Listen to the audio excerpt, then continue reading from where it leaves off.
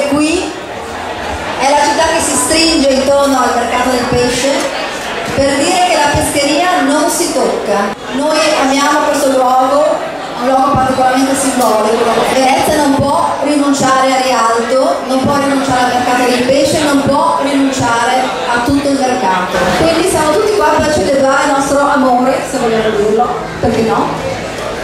Per il mercato di Rialto con delle canzoni che sono onorata a presentare è Alessandro Bressanello e la sua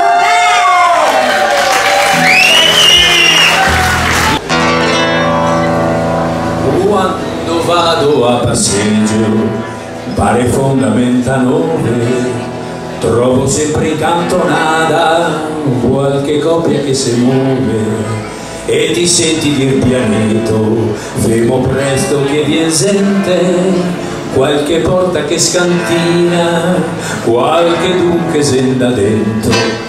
Quando vado a San Marco in Batua de Foreste, vado sempre debole, soprattutto sotto le feste, se a me da solo un bagetto, non che stago a fiar suso, so che baso non fa muso, ma fa scaia a pannar suso. Quando vado a Castello, fondo a via Garibaldi, che c'è proprio un bel baretto che se beve fino a tardi, imbriachi tutti quanti, canta le glorie del leone, finché arriva a mujer che dà un stramuson.